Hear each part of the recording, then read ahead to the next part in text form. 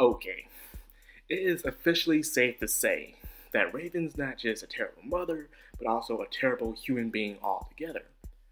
But then, yet again, despite how much myself and many other people can't stand her, you at least try to understand where she's coming from. So, before I actually get into the episode, let's just talk about Raven herself. You gotta see things through her eyes in a way. You have to see why she does what she does. So, anyways, she joined Crow for one mission to go to begin to gain skills so they can fight hunters when they graduate. That was the main goal. Nothing more, nothing less. Then they ran into Ozpin. Ozpin offered them some deals, even some powers to transfer themselves to birds. And then they started doing missions for him. So far, all she saw of it was her gaining more skills in order to help contribute to her tribe. However, next thing she knows, she's being involved in this 1,000-year-old war that's been going on between Ozpin and Salem. And she knows that Ozpin has been on the losing side. Despite the fact that Ozpin's one main goal is to defeat Salem, but after thousands and thousands of years, he has came nowhere close to doing that. So now it makes you want to think, do you really want to be a part of this? Do you really want to put your life in something where you're going to die and then you're going to be replaced by someone else thousands of years down the line? And you're going to worry to yourself, like, how are you going to really have any true standpoint in this? You know, you're pretty much expendable in a way. Because after you die, you're just going to be replaced by someone else Ozpin's going to come into that has talents probably better or worse than yours. So, in her opinion, that's not what she came for. She came to begin just to gain some skills and go back home. And now it's known that your brother himself got so sucked into it to the point that he follows Ozpin wherever he goes, it kind of ticks you off in a way. So it makes you want to go run away and lay low and have nothing to do with it, even if it means leaving your family, which I don't agree upon, but you have to understand where Raven is coming from as a person. Sure, she is strong and skillful and probably is a good leader for her tribe, but she is very loyal to her tribe.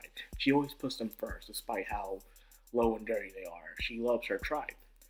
But however, her reasons in a way can be justified, even if it is cowardly in a way. It's like someone who's very powerful, but they want nothing to do with anything, because if you put yourself in her shoes, do you really want to be against something that you're probably going to have a little stain on, which is the war between Ozpin and Salem?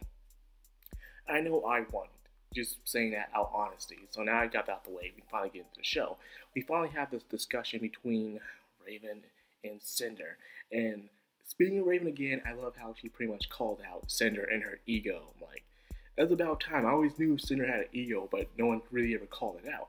And it's because of her ego, it got her that freaking bruised eye on her face. Well, not bruised eye, but completely destroyed eye on her face. And it's because she's too egotistical. As Raven was pointing out, how she pretty much changed her last name. So even though we all know Cinder's last name is Fall, but it turns out it probably even is her real last name. It was probably a name she's given herself because she wanted to become a maiden so badly. And especially how she was calling out how she took in Emerald and Mercury and pretty much brainwashed them and following them. But yet again, I don't believe it was complete brainwash. And then even took some shots at Offer. And Offer pretty much, everyone else was mad about Offer. Offer was like, well, just to point out, I'm a doctor, by the way. But everything else he said was pretty much right. And I like Offer. A lot of people don't like him because he looks cliche, but I like guys like that. I like the smart aleck villains, or even smart aleck good guys. They're chill and relaxed, but yet they're very, they think on their feet.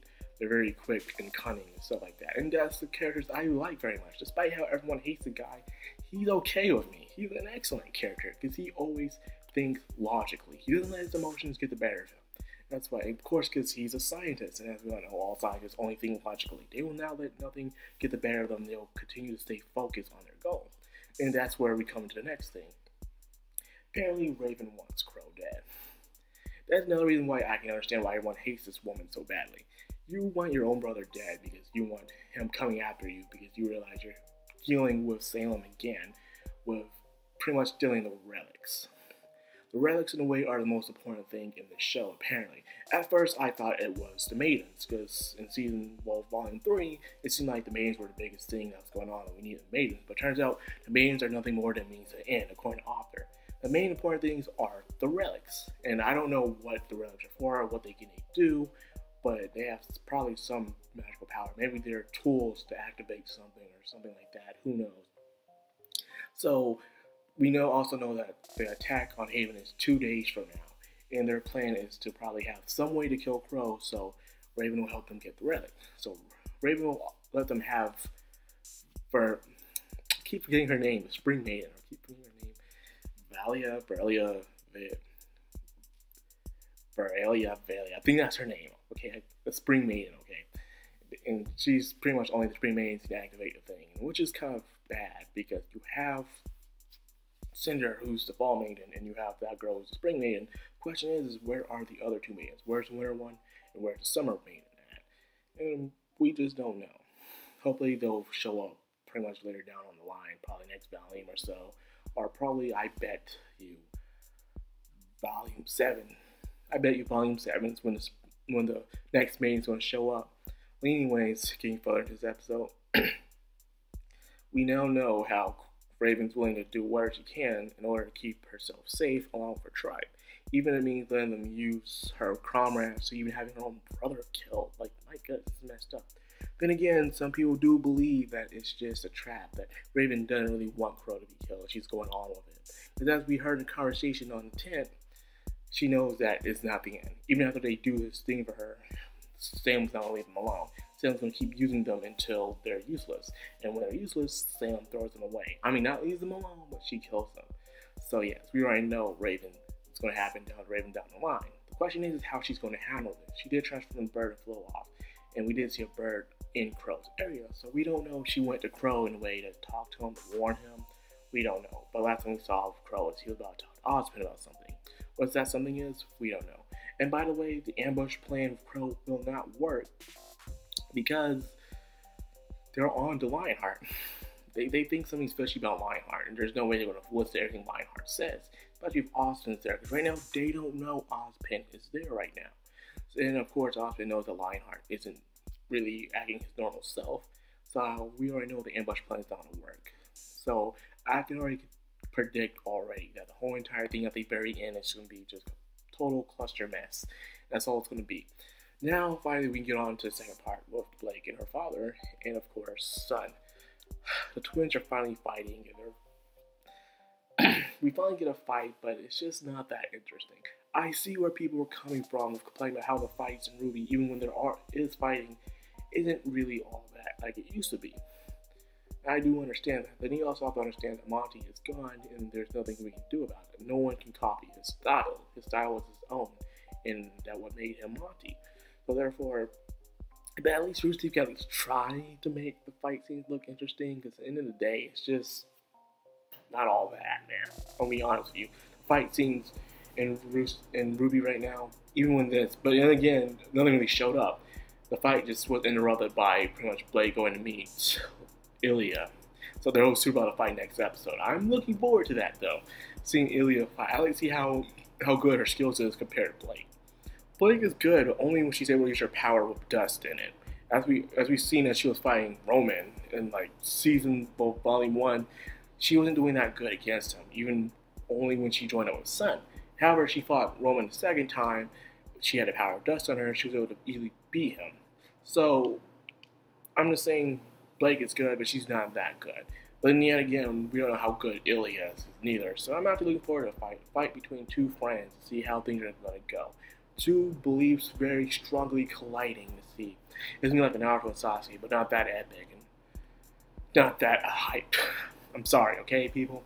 It's just, I'm not really hyped about this fight. I'm looking forward to it, but not that hyped, because I would rather see some other fights. I kind of want to see Mercury fighting again, believe it or not. Because Mercury's a pretty cool fighter, especially when we've only seen him like fight like 2 times, really. 2 or 3 times we've seen Mercury fight, and I loved it, every scene of it. But hopefully we get to see another fight between Yang and Mercury this volume. Even though they show it in the openings, it doesn't mean it's going to happen. Because, as we all know, Mercury was holding back against Yang in the tournament. So, Who knows what happens when Mercury shows his full potential, and plus we haven't really seen his semblance neither. We don't know Emerald's semblance's illusions, but we don't know what semblance Mercury has. And it's probably something very interesting or cool. I bet you help him with his combat related with his legs. Who knows?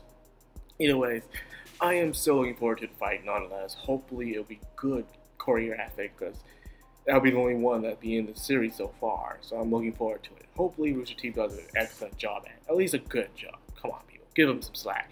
That's all I got for the video. I hope you guys enjoyed. If you did, please leave a like, comment, subscribe, share if you could. I'd be much obliged. This is Madcrownxox. Sign out.